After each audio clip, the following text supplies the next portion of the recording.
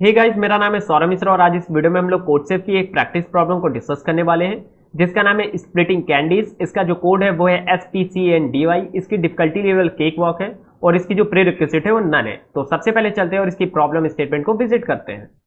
तो यार अभी हम लोग पहुंच चुके हैं स्प्लिटिंग कैंडीज की प्रॉब्लम स्टेटमेंट पे। ये सिंपल बोल रहा है, Cyael is a teacher at a very famous school in Byteland and she is known by her student for being very polite. Okay, वो पोलाइट है अपने स्टूडेंट के प्रति and also to encourage them to get a good marks on their test. ठीक है, then if they get good marks she will reward them. बहुत अच्छी बात है, वो रिवॉर्ड करती है अगर कभी भी उसके स्टूडेंट गुड मार्क पाते हैं। किससे? कैंडीज से। However, she knows they are all very good at mathematics, so she decided to split candies evenly. अब उसे पता चला उसके जितने भी स्टूडेंट हैं वो क्या है, बहुत ज्यादा टैलेंटेड है मैथमेटिक्स में, तो उसने सोचा कि मैं सबको बराबर कैंडीज स्प्लिट करती हूँ।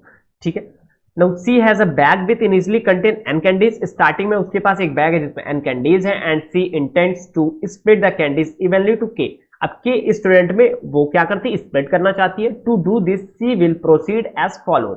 While C has more than K candies, C will give exactly one candies to each student until C has less than K candies. तो सिंपल सी बात है, वो क्या करती जाएगी, वो एक एक कैंडी सारे स्टूडेंट में बांटती जाएगी। ठीक है, अगर उसके पास K स्टूडेंट है और ये वो तब तक करती जाएगी, लाइक एक बार पूरी शिफ्ट में उसने एक एक बांट दिया, उसके बाद फिर से उसने एक एक कैंडी बांट दी, उसमें उसके बाद फिर से उसने एक एक कैंडी बांट दी। ये तब तक करती जाएगी जब किसी भी स्टार्टिंग में उससे K से कम कैंडी बच जाए। लाइक अगर उसके टोटल कैंडीज थी 9 और उसके बाद जो स्टूडेंट थे वो थे 8, तो उसने पहली बार में 1 2 3 4 कैंडी बांटी, दूसरी बार में 1 2 3 4 कैंडी बांटी। अब उसके पास केवल एक कैंडी बची हो तो वो चारों को नहीं बांट सकती, तो इस सिचुएशन में वो रुक जाएगी। ठीक है, तो your job is to tell how many candies will each student and the teacher receive after the splitting is perform. तो हमें सिंपली बताना है कि कितनी कैंडीज बच्चे जो हैं पाए हैं और कितनी बच गई हैं। Now, first line of the input contain an integer t denoting the number of test case. The description of t test case as follow. ठीक है, तो पहला तो मेरा नंबर ऑफ टेस्ट केस है, उसके बाद टी टेस्ट केस नीचे दिए गए हैं कि क्या होगा। तो each test case will consist two space separated integer n और k, यानी हर टेस्ट केस में n और k वैल्यू होगी, denoting the number of candies and the number of student as described above. ठीक है, एन और के दिया गया होगा। एन मतलब नंबर ऑफ कैंडीज कितनी है और के का क्या मतलब है, कितने स्टूडेंट हैं। So for each test case output a single line containing two space separated integer. मुझे प्रिंट करना है एक सिंगल लाइन में आउटपुट। तो पहला है the first one being the number of candies each student will get, यानी हर स्टूडेंट कितनी कैंडी पाएगा वो। और दूसरा जो मुझे प्रिंट करना है वो करना है कि टीचर के पास कितनी कैंडी बच गई। तो एग्जाम्पल देखते हैं। एग्जाम्पल में मेरे पास 2, तो ये मेरा नंबर ऑफ टेस्ट केस है। उसके बाद 10 मेरा क्या है, यानी इतनी कैंडीज टीचर के पास थी इनिशियली और बच्चे थे मेरे 2।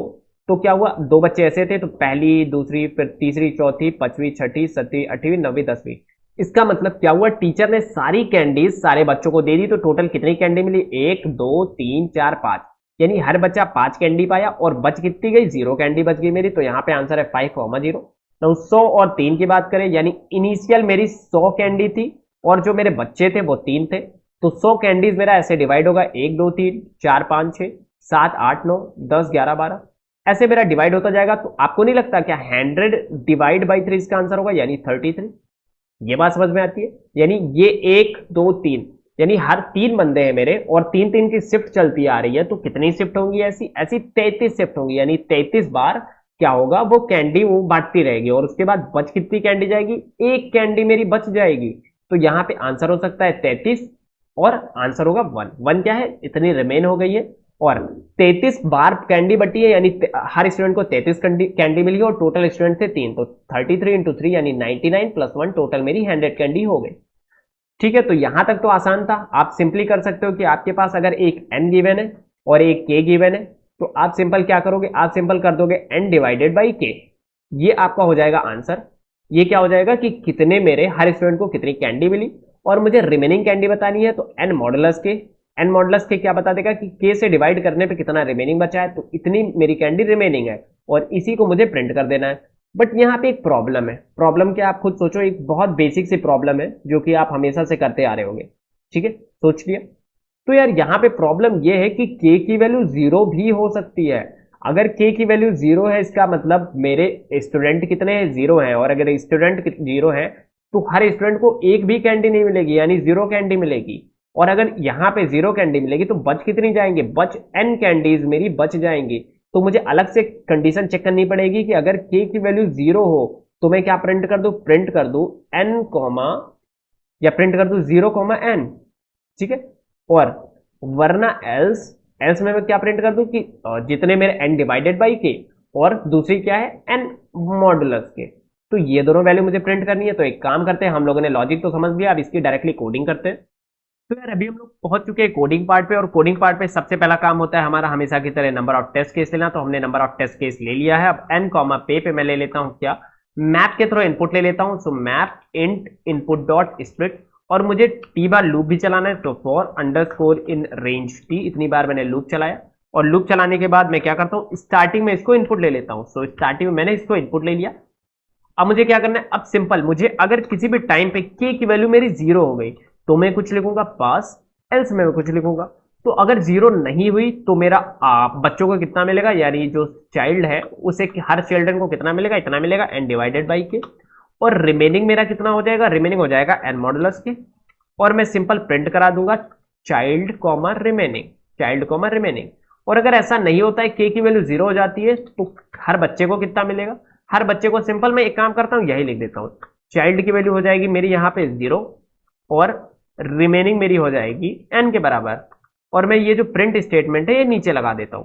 तो इफ ये होगा या फिर एल्स ये होगा, और यहां से मैं कट करके, ओके होम, ओके यहां से मैं कट करके यहां पे प्रिंट कर देता हूं। इसका मतलब कितने चाइल्ड है और कितने रिमेनिंग, यानी हर बच्चे को कितनी कैंडी मिली और कितनी कैंडी बच गई। तो यहां पे हर बच्चे को कितनी कैंडी मिली, n डिवाइडेड बाई के, और यहां पे हर बच्चे को कितनी कैंडी मिली 0, और यहां पे बच गई n, क्योंकि एक भी कैंडी बांटी ही नहीं, और यहां पे n मॉडुलस की इतनी कैंडी बच गई।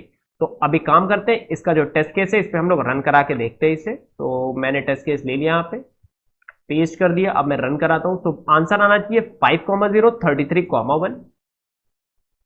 तो मैं देख सकता हूं यहां पे एक एरर आ रहा है। एरर क्या आ रहा है, लाइन नंबर 3 पे मेरा एरर आ रहा है। क्या आ रहा है, n comma k is equal to map input dot split होगा यहाँ पे, ओके क्योंकि मैंने स्ट्रिंग के फॉरवर्ड में इनपुट लिया है, उसको स्प्लिट नहीं किया है।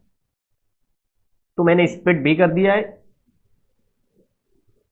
ओके अब आप देख सकते हो 50, 33 और 1 ये दो आंसर आ रहे हैं। अब एक काम करूंगा, मैं इसको सबमिट कर दूंगा।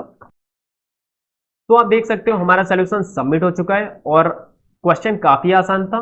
और अगर मैं बात करूं टाइम कॉम्प्लेक्सिटी कितनी लगी, तो यहाँ पे कांस्टेंट टाइम में हो गया है, क्योंकि मैंने सिर्फ और सिर्फ एक इफ एल्स लगाया, यानी कंडीशनल स्टेटमेंट, और एक डिवाइड और मॉडुलस ऑपरेशन परफॉर्म करा है। तो मेरी टाइम कॉम्प्लेक्सिटी यहाँ पे बिग ऑफ 1 है, या मैं कह सकता हूँ कांस्टेंट है।